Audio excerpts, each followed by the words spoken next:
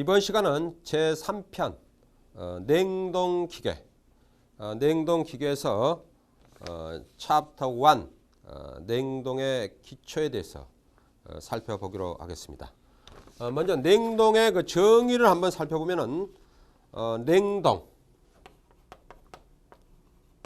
이것을 우리가 뭐라 그러죠? 리프리제너레이션이라고 그러죠. 냉동을 우리가 차갑게 하는 거죠. 말 그대로 콜링 상태로 만들어준다. 그래서 냉동이란 물체의 상온보다 낮게 한다. 그래서 물체의 상온, 즉 물체가 가지고 있는 온도보다 어떻게 됩니까? 낮게 하여 소정의 저온도를 유지하는 것. 그래서 낮게 해서 소정의 저온도.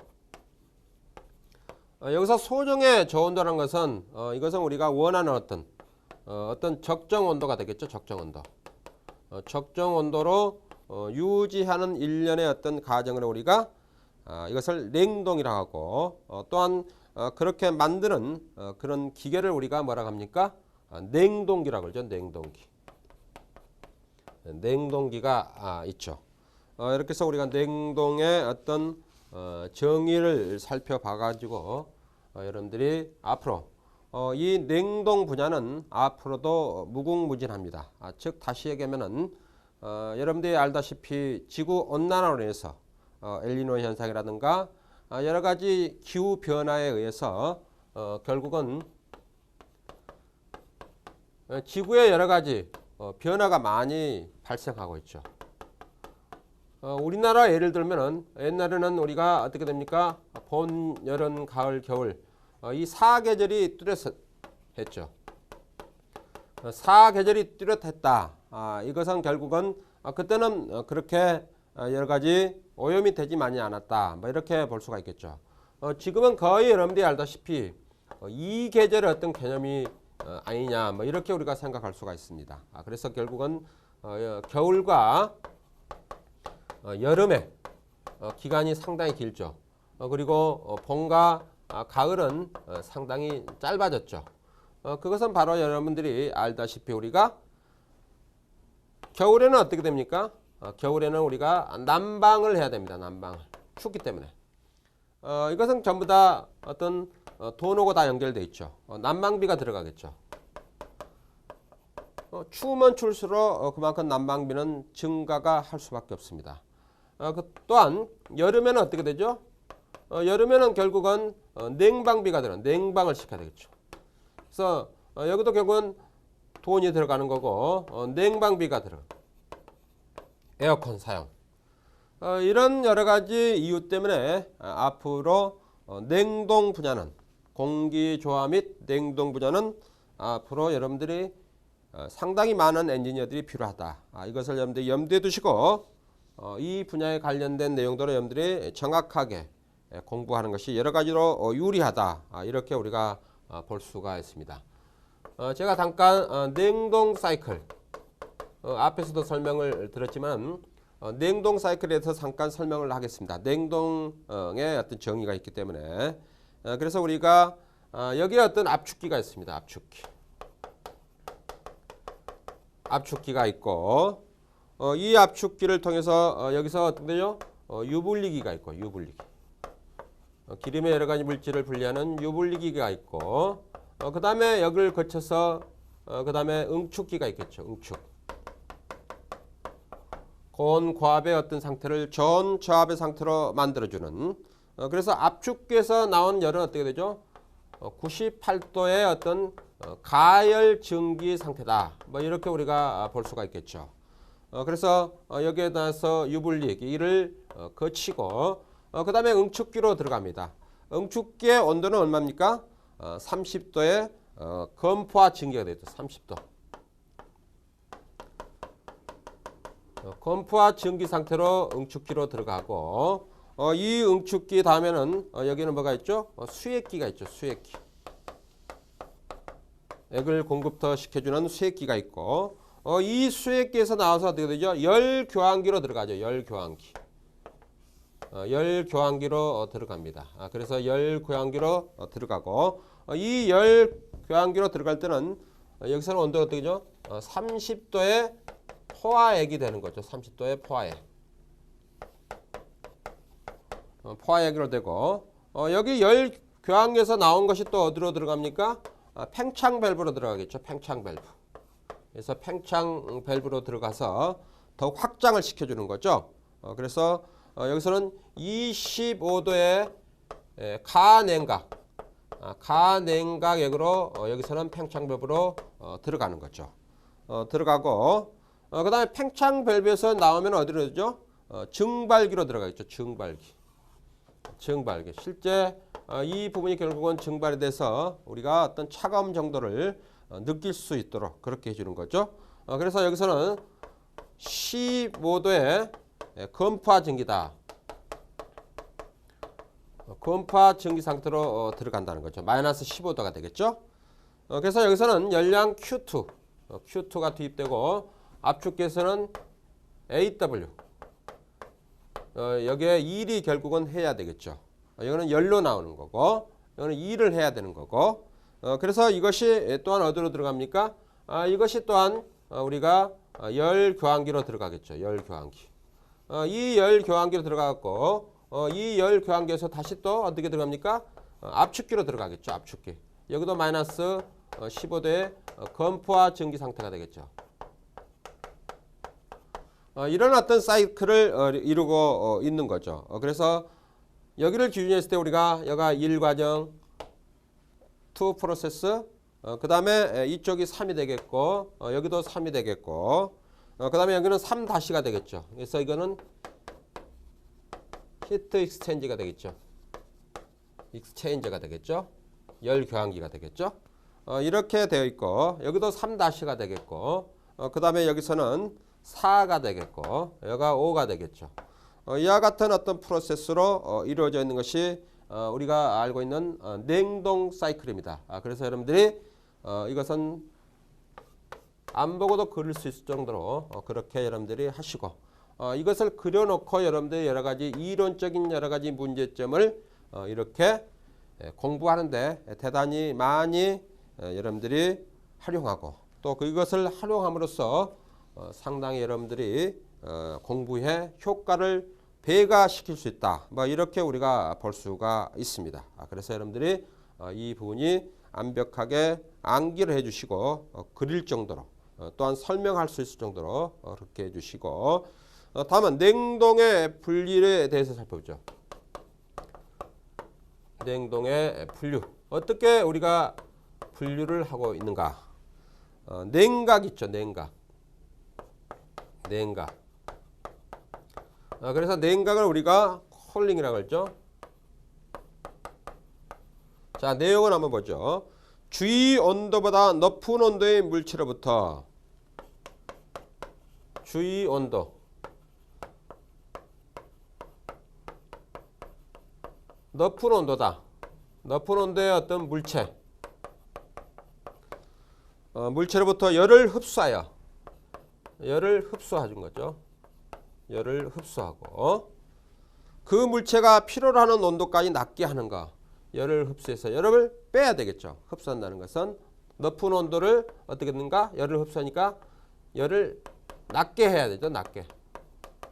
낮게 해서 결국은 어떻게 됩니까? 물체가 필요로 하는 온도까지 낮게 한다. 그래서 물체의 필요 온도, 필요 온도까지 맞춰주는 것이 바로 냉각의 어떤 의미다. 냉각의 용어입니다. 냉각이 어떤 것을 의미하고 있는가. 그 다음에 냉장이 있습니다. 냉장. 냉장. 이것은 우리가 스토리지라고 그러죠. 보관하는 거죠. 보관. 그래서 저온도의 물체를 저온도. 냉장이 뭔가? 저온도의 물체입니다. 물체. 생선 같은 거 뭐 여러 가지 물건들이 있겠죠. 동결하지 않을 정도로 중요합니다. 동결하지 않을 정도. 그러니까 거의 얼 정도로, 그러니까 얼지는 않고 거의 얼 정도로 어떤 상태. 동결하지 않을 정도로 물체가 필요한 온도까지 낮추는 거. 물체의 필요 온도까지 낮추는 거. 필요 온도까지 낮추는 것을 우리가 결국은 냉장 이렇게 얘기하고 있다. 여러분들이 알아주시기 바라고. 다음은 동결에 대해서 살펴보죠. 동결. 자, 우리가 동결. 이것을 우리가 프리징이라고 그러죠. 프리징. 프리징이라고 그러죠. 그래서 동결.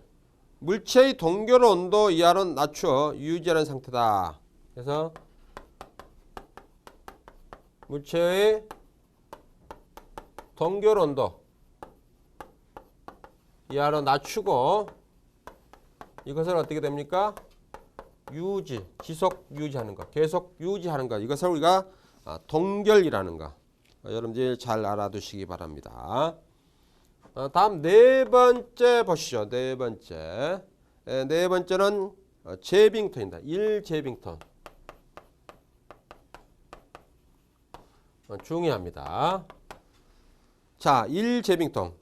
1일 얼음 생산 능력을 톤으로 나타내는 거다. 그래서 1일 얼음 생산 능력을 어떻게 나타내는가? 톤으로 나타낸다. 톤으로 나타낸 것으로서 25도의 원수 1톤을 25도의 원수 1톤을 24시간 동안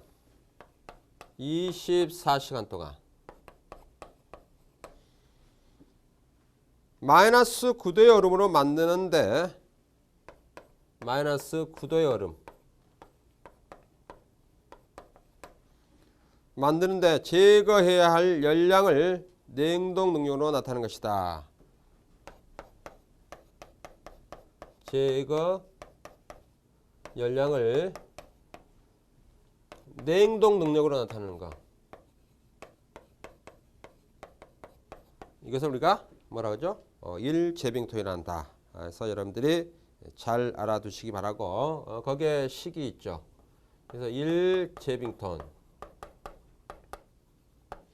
1제빙톤은 분모에 어떻게 들어갑니까? 24 곱하기 3320 칼로리를 바꾼 거죠. 24시간에 우리가 칼로리를 바꿨죠. 그 다음에 톤이니까 킬로그램을 고치고 곱하기 25 온도가 되겠죠. 곱하기 그 다음에 플러스가 되겠죠. 플러스 79.68 그 다음에 플러스 0.5 곱하기 9 온도의 어떤 관계가 되겠죠. 그 다음에 곱하기 1.2 이렇게 해서 우리가 구할 수가 있다. 그래서 이것을 우리가 1제빙톤을 냉동톤으로 고치면 어떻게 되죠? 1.65 냉동톤 냉동톤으로 환산할 수 있다는 거 여러분들이 기억을 해 주시기 바랍니다. 그래서 1제빙톤과 냉동톤의 관계가 어떻게 되는 건지 여러분들이 잘 알아두시기 바라고. 다음은 저빙에 대해서 살펴보죠. 저빙. 상품 안에는 얼음을 저장하는 거. 그래서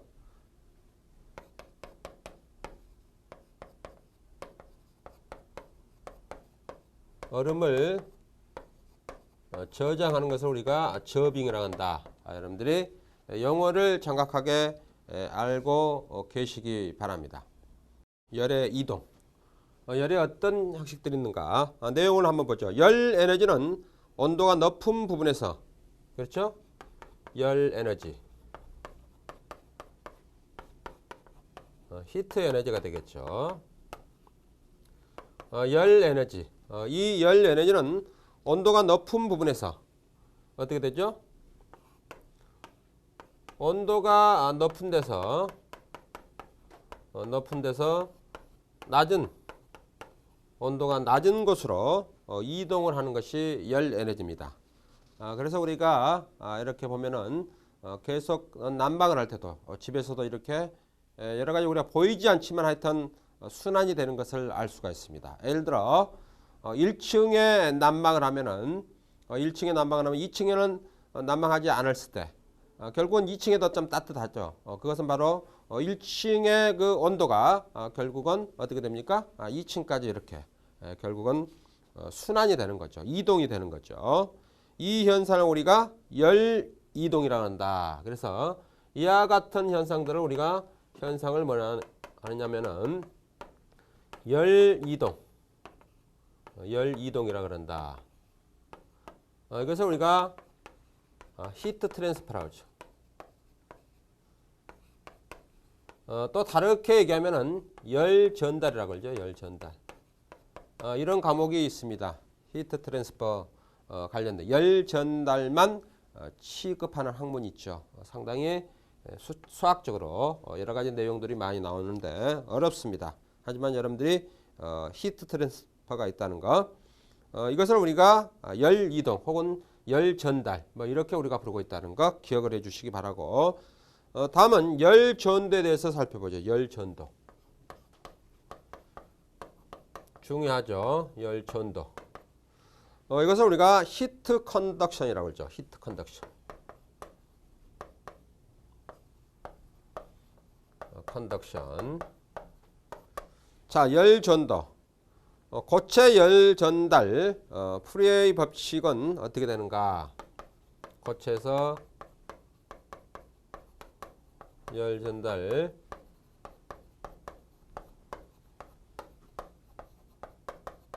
푸리에의 법칙. Q라는 것은 결국은 마이너스 람다 A, 그 다음에 라운드 X분의 라운드 T의 어떤 관계가 있다. 거리와 온도의 어떤 관계가 있다. 이렇게 나타낼 수 있고, 우리가 이것을 킬로줄 아워로 이렇게 표시한다는 거 알아두시기 바라고, 그 다음에 열유속이란 열유속. 이것을 우리가 또 뭐라고 그러죠? 히트 플럭스라고 그러죠.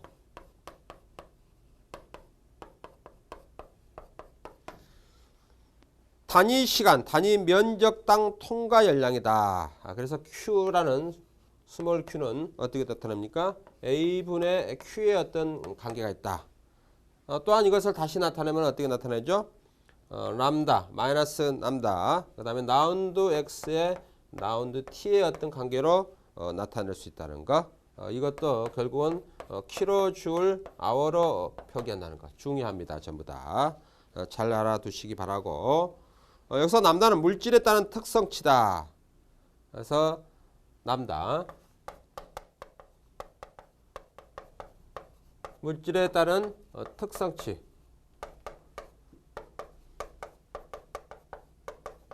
특성치라는 것을 이걸 또 다르게 우리가 얘기하면은 비례정수라고도 하고, 또 이것을 우리가 뭐라고 합니까? 열전도계수라고 해요. 열전도계수.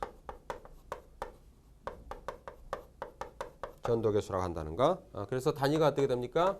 킬로줄 퍼 메타, 그 다음에 H 도로 표시한다는 거.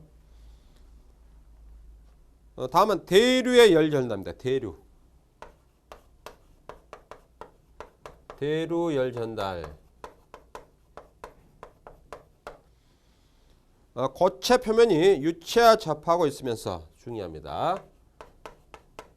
고체 표면이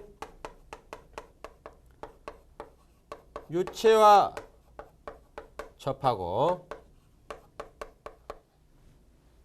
유체가 유동할 때 이 양자 간에 유동하는 열의 수수 과정, 받고 주고 하는 것. 수수 과정의 열 이동으로 뉴턴의 냉각 법칙에 사용되는 거죠. 그래서 고체 표면과 유체가 접하고 이것이 어떻게 합니까? 유동하는 거, 움직인다는 거, 운동하는 거죠.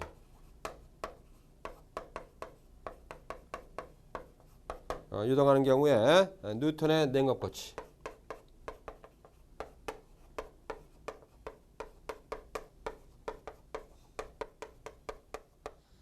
적용된다는 거. 그래서 콜링, 리턴스 콜링으로 하는데, 자, Q라는 것은 어떻게 나타나니까 Q, 열이라는 것은 HA에다가 가로 열고 TS, 스타트가 되겠죠. 그 다음에 마이너스 TF, 마지막 온도. 그래서 이것도 킬로줄 아웃로 표시한다는 거. 그래서 여기서 H는 뭡니까? H는 열 전달 계수가 되겠죠. 열 전달 계수. 열 전달 계수가 되겠고, 이것은 단위는 똑같습니다. 여기와 똑같죠. 그래서 킬로줄 메타 H 도로 표시한다는 거. 그 다음에 A는 고체 표면력이 되겠죠. A는 고체의 표면적. 그 다음에 TS와 TF는 뭐죠? 고체의 표면 온도, 유체의 표면 온도. 그래서 TS는 고체의 표면 온도. 제 표면 온도가 되겠고, 그 다음에 TF는 유체의 표면 온도는 유체 표면 온도. 그래서 결국은 S라는 것은 뭐죠? 여기 S, TS의 S는 솔리드, 고체를 의미하고 있겠죠. 여기서 TF의 F는 플루이드, 유체를 의미하고 있죠. 거기에 첨자를 딴 거죠. 여러분들이 기억을 해 주시기 바라고. 다음은 복사. 복사 열 전달입니다. 복사 열 전달. 복사 열 전달. 이것은 우리가 스테반 볼츠만의 법칙이 여기 해당이 되는 거죠. 그래서 절대 온도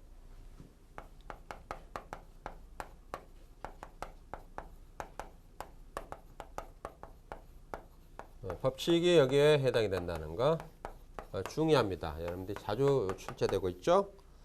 또한 우리가 이론적으로 잘 알아야 되겠죠. 자, 절대 온도 T인 절대 온도가 T다.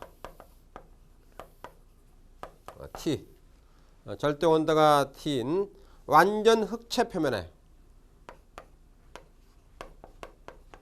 완전 흑체 표면입니다. 흑체 표면에 그 상반부인 방구 상공간의 단위 시간 단위 면적당 방사되는 전 에너지. 그래서 표면에서 상반부 방구의 상공간에 공간이죠. 공간에서 결국은 단위 시간 단위 면적당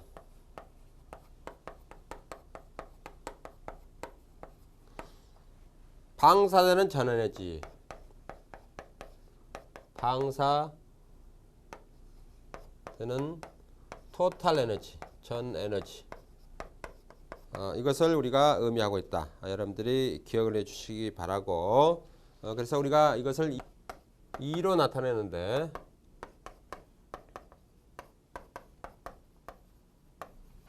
토탈 에너지가 되겠죠. 그래서 2는 어떻게 되는가? 시그마 그 다음에 가로 열고 1000분의 t 가로 닫고 4승으로 이렇게 나타난다는가. 그래서 여기에 단위가 어떻게 되죠? 킬로줄 메타 제곱 그 다음에 H로 표시한다는 거. 그래서 여기서 시그마는 어떻게 되는가? 시그마는 우리가 4.88 곱하기 10의 마이너스 8승 킬로칼로리 퍼 그 다음에 메타 제곱에 H 그 다음에 K의 4승이다. 이렇게 표시한다는 거 여러분들이 기억을 해 주시기 바라고. 그 다음에 아트로 할 때는 5.67로 나타내고 그 다음에 2는 절대온도 4승에 비례하게 된다. 그래서 2는 절대 온도 4승에 비례한다는 거.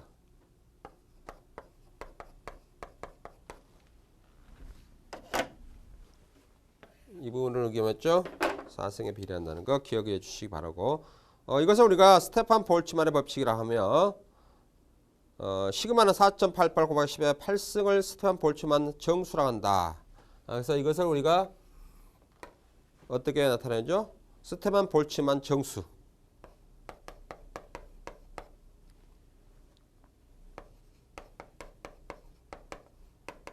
볼츠만의 정수 혹은 흑체 복사계수.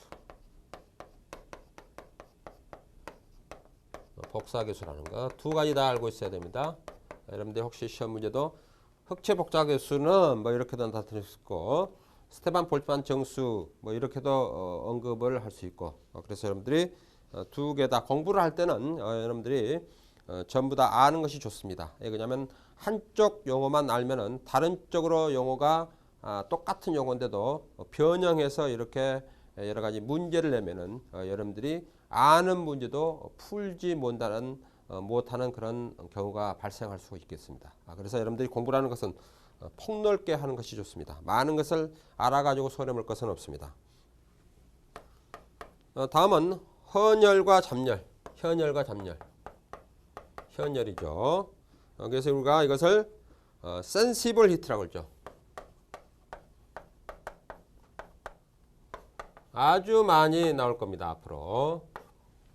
현열과 그 다음에 잡열.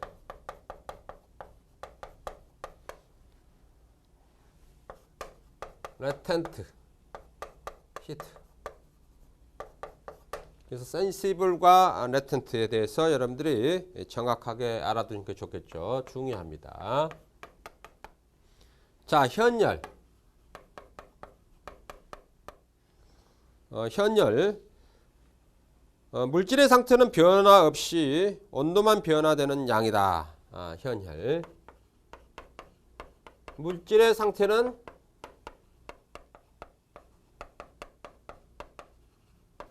변화가 없고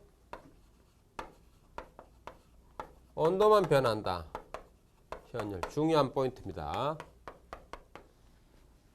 그래서 우리가 QS로 나타내는데 QS로 우리가 나타내죠. 그래서 여기 S를 첨자로 썼죠. QS는 C의 비열이 되겠죠. T2-T1 이렇게 해서 우리가 단위 질량당 가열량을 나타낼 수 있다. 단위 질량당 이것은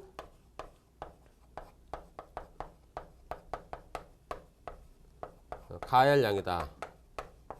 여기 G가 들어가야 되는데 실제 단위 중량이 때 1로 보고 G가 여기서 생략이 돼 있죠. 그래서 여러분 혼돈하지 않도록 하시고 또한 우리가 QS 전체를 우리가 나타낼 때는 MGS로 나타내고 또한 이것은 어떻게 됩니까? MC에 그 다음에 T2-T1의 어떤 관계를 우리가 나타낼 수 있다. 그래서 이것은 킬로줄이다. 여기는 결국은 M이 들어갔죠. 여기는 단위량 1이니까 안 들어갔고 그래서 여기서는 뭐 G가 아니고 M으로 하죠. 뭐 M으로 돼 있으니까 질량이니까 M으로 이렇게 돼 있겠죠. 그래서 QS는 뭐죠? QS는 전체 현열량이고 그래서 이건 전체 현열량이고 그래서 이것은 우리가 어떻게 나타납니까? 킬로줄로 나타나는 거예요. 여기 나왔죠? 킬로줄. 그 다음에 M은 질량이죠. 매스가 되겠고 이것은 킬로그램이 되겠죠. 킬로그램. 그 다음에 C는 상수 비열이 되겠죠. 비열이 되겠고 이것은 단위는 앞에 여러분들이 했기 때문에 참고하시고 그 다음에 가열 후 온도. 이거는 가열 후 온도고 온도가 되겠고 이거는 가열 전 온도가 되겠네요. 가열 전 온도가 되겠죠. 그렇게 해서 여러분들이 알아주시기 바랍니다. 그래서 현열 공식 중요합니다. 여러분들이 암기해 주시기 바라고. 다음은 잡열.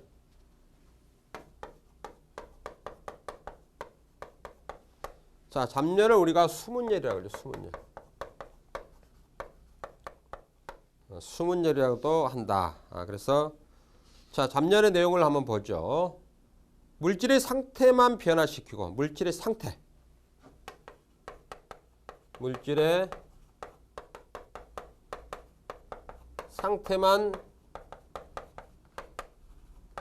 변화시키고 온도는 변하지 않는다.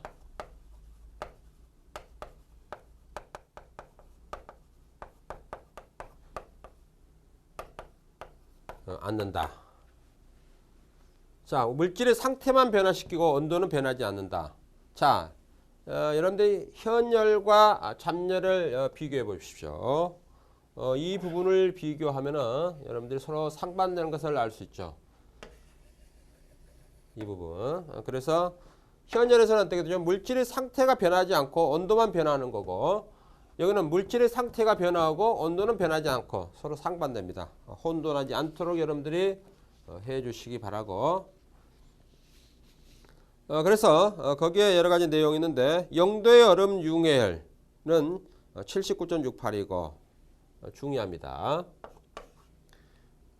0도의 얼음의 융해열. 문제를 여러분들이 푼다면은 전부 다 필요한 수식들입니다. 여러분들이 환산할 때. 그래서 이것을 우리가 0도의 물의 응고열이다. 뭐 이렇게도 우리가 나타낼 수도 있고. 얼마냐? 거기에 있는 것처럼 79.68입니다. 79.68. 그 다음에 킬로칼로리 킬로그램 F. 줄로 하면 어떻게 되죠? 334 킬로줄. 그 다음에 킬로그램. 중요합니다. 0도의 얼음의 융해열. 그 다음에 100도의 물 화수의 증발열.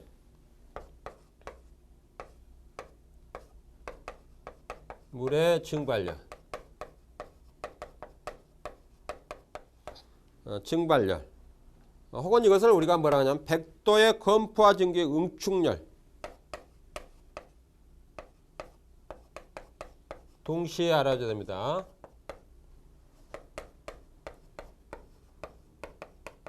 응축열. 이거는 539. 중요합니다. 539 킬로칼로리 퍼 킬로그램 F가 되겠고, 또한 이것을 우리가 킬로줄로 하면 얼마입니까?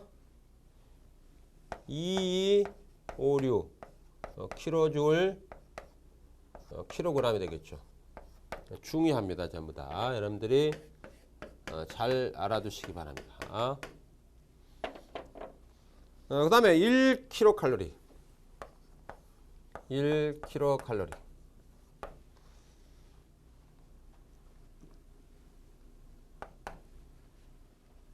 3.968 BTU가 되겠죠. BTU라는 거. 그 다음에 또한 CH라면 얼마입니까? 2.205 CH. 킬로줄로 하면 얼마죠? 4.186 킬로줄. 전부 다 중요합니다. 여러분들이 여러 가지 수식의 여러 개 단위를 환산할 때 상당히 많이 사용되고 있다는 거. 그 다음에 일섬이 있는데, 일섬. 이것은 우리가 10의 5승 BTU라는 거 기억을 해 주시기 바랍니다. 전부 다 중요한 겁니다. 다음은 비열에 대해서 살펴보죠. 비열. 앞에서도 잠깐 언급을 했지만 단위 질량을 다시 한번 상기시키는 의미에서 단위 질량을 이것을 뭐 1kg이라고 하죠. 단일량이니까. 단위 온도, 이거를 단위 온도 1도가 되겠죠. 높이는 데 필요한 열량, 그래서 필요한 열량이 비열이다. 그래서 비열의 단위는 거기에 나와 있습니다. 비열의 단위. 자, 비열의 단위도 여러분들이 잘 알아두시면 좋겠죠. 거기에 보면은 킬로줄 퍼 킬로그램 도가 있고, 그 다음에 킬로칼로리,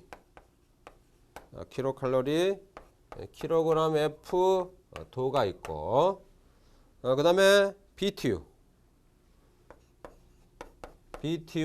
퍼 그 다음에 파운드 하시가 있고, 그 다음에 CHU 퍼 그 다음에 파운드 도가 있다는 거 여러분들이 잘 알아두시기 바랍니다. 뭐 여러 가지 사회선장에서도 나올 수 있는 것들이죠. 다음용 비열의 단위가 아닌 거, 뭐 이렇게 하면은 여기서 하나가 빠지고 다른 것이 들어가겠죠. 다음은 정합 비열에 대해서 살펴보죠. 정합 비열.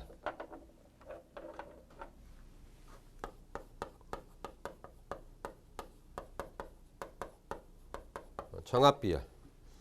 자, 정합 비열을 우리가 어떻게 나타냅니까? CP로 나타내죠. 프레저, 압력이니까. P는 압력의 앞에 첨자를 딴 겁니다. 압력이 일정한 상태 하에서, 자, 압력이 일정한 상태다. 그래서 P는 이꼬르 콘스탄트하다. 뭐 이렇게 보고, 기체 1kg을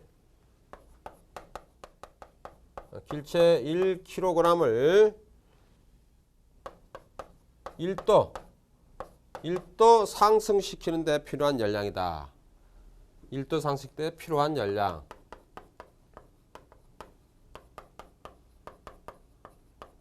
이걸 뭐라고 하죠? 우리가 정합 비열이라는 거 잘 기억해 주시기 바랍니다. 그래서 거기에 공기의 정합 비열은 CP로 나타내는데 앞에서도 잠깐 나왔었죠. 0.24 킬로칼로리 퍼 그 다음에 킬로그램 F의 도로 나타난다는 거. 이것을 줄로 나타내면 어떻게 되죠? 1.005 킬로줄에 그 다음에 킬로그램 K 절대 온도로 나타난다는 거. 여러분들 기억을 해 주시기 바라고. 다음은 정적 비열입니다. 정적 비열. 이것을 우리가 어떻게 나타납니까? CV로 나타나죠. 볼륨으로 나타나죠. 볼륨. 최적이 일정한 상태다. 최적이 일정. 그래서 V는 이꼬로 C다. 콘스탄트. 콘스탄트하다. 일정하다. 그런 뜻이 되겠죠? 기체 1kg. 기체 1kg을 어떻게 됩니까? 1도 올리는데 필요한 열량을 우리가 정적 비열이라는 것. 그래서 우리가 공기의 정적 비열 CV로 나타내죠. 이것은 0.127이 되겠죠. 0.172, 127이 아니고. 그래서 킬로칼로리 퍼 킬로그램 F의 도 혹은 0.72 킬로줄 킬로그램 K 절대 온도로 표시한다는 거. 그래서 이것은 여러분들이 암기하셔야 됩니다. 암기하셔야 됩니다. 문제 풀 때 이건 다 암기하고 있어야 되겠죠. 그래서 여러분들이 가장 우리가 연력학에서 가장 많이 사용되고 있는 그런 값입니다. 다음은 비열비에 대해서 살펴보죠. 비열비.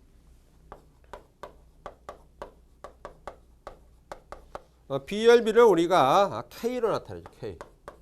K로 나타내는데 비열비란 기체의 정합 비열과 그 다음에 정적 비열의 비를 의미하고 있다. 그래서 K로 나타내는데 이것은 어떻게 되죠?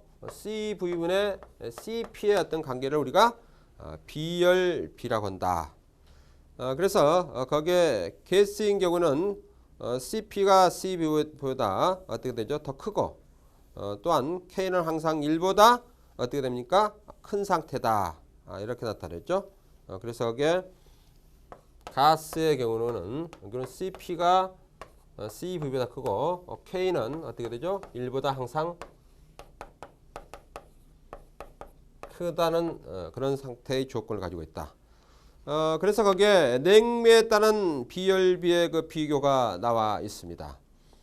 그래서 가장 많이 사용되고 있는 그런 냉매들이죠. 암모니아 1.31, 프레온 12가 1.13, 프레온 22가 1.18, 공기는 1.4, 그 다음에 아항산가스는 1.25, 탄산가스는 1.41로 이렇게 해서 우리가 비열비를 여러분들이 알고 있기 바랍니다.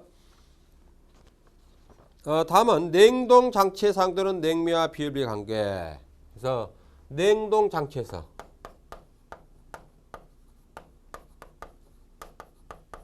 냉동 장치에서 사용되는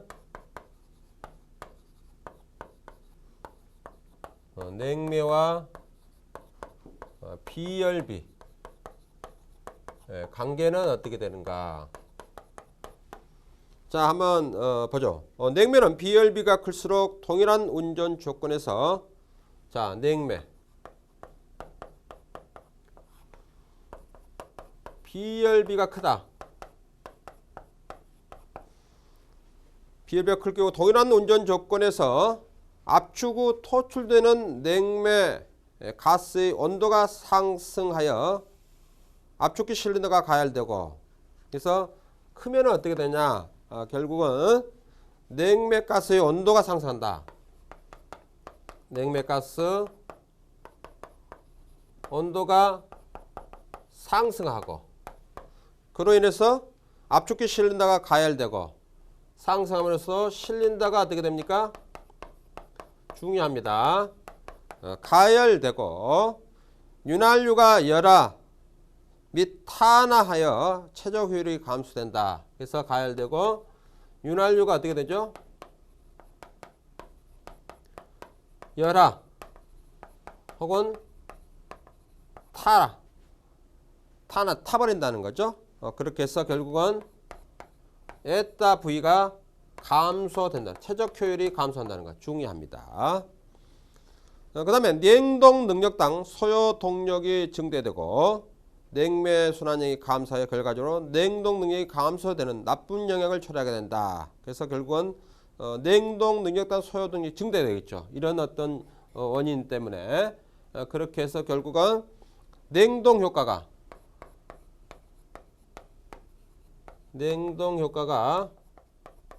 감소하는 것. 이런 이유에서 암모니아를 냉매로 사용하는 냉동장치의 압축기 실린더는 워터 자켓을 설치해서 토출가스 온도를 낮추기 위해 순행시키고 있다. 그래서 이런 것을 우리가 방지하기 위해서 어떻게 되죠? 방지하기 위해서 결국은 워터 자켓을 사용한다는 거. 그렇게 해서 계속 냉각을 시킨다는 거죠. 중요합니다. 여러분들이 잘 알아두시기 바라고. 다음은 워터 자켓에 대해서 살펴보죠. 워터 자켓. 이것은 뭐 말 그대로 번역하면 물주머니죠. 물주머니. 물주머니다. 자, 순행식 기관에서 순행식 기관 냉동기계입니다. 압축기 실린더 헤드 외축에 설치한 부분으로, 그래서 압축기 실린더 헤드의 외측 바깥쪽에 설치한다는 거죠. 바깥측.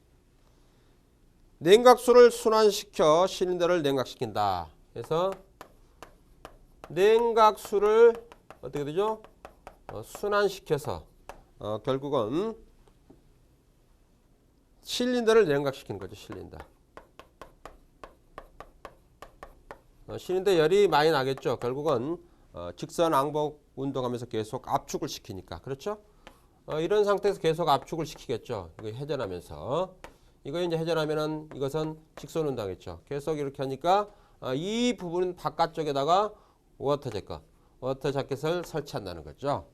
그래서 여기서 결국은 냉각을 시켜주는 거죠. 냉각을 시켜서 열이 결국은 올라가면 여러 가지 냉동 효율이 떨어지기 때문에 그렇게 우리가 해서 냉각을 시켜서 기계의 효율을 증대시키나. 그래서 에타임 메카니컬 효율을 에피션시를 증대시킨다는 거. 또한 기계적 수명도 연장이 된다. 당연하겠죠. 그 다음에 기계 수명이 연장이 되고 워터 자켓을 설치한 압축기는 냉매의 비열비 값이 1.8에서 1.2 이상인 경우 효과가 있다. 그래서 냉매의 비열비가 냉면의 비열비 K가 되겠죠. 그래서 K는 어떻게 되죠? CV분의 CP라고 그랬죠. 이것이 1.8에서 1.2일 때가 효과가 좋다는 거. 효과가 굿이다. 그 다음에 물질의 상태의 변화가 있습니다. 물질의 상태 변화. 상태 변화. 이것도 잘 아셔야 되겠습니다. 자, 거기에 우리가 고체가 있고, 고체가 여가 있습니다. 그 다음에 이쪽에 기체가 있습니다. 기체가 있고, 그 다음에 이쪽에 액체가 있겠죠. 액체가 이렇게 있을 때 어떻게 되죠? 액체에서 고체로 가면은 이것은 어떻게 됩니까? 굳어지니까 음구가 되겠고, 그 다음에 고체에서 액체로 가면은 이것은 유흥에 녹는 거니까 유흥해가 되겠고, 그 다음에 고체에서 우리가 기체로 가면 승하, 영어 잘 알아두세요. 승하가 되고, 그 다음 기체에서 고체로 갔을 때는 우리가 뭐죠? 이것도 승하죠. 똑같죠. 그 다음에 액체에서 기체로 갔을 때 이것은 증발이 되겠죠. 증발. 그 다음에 기체에서 액체로 가면은 액화, 응축이 되겠죠. 그래서 응축기가 있죠. 기체에서 액체로 가면은 응축이 된다.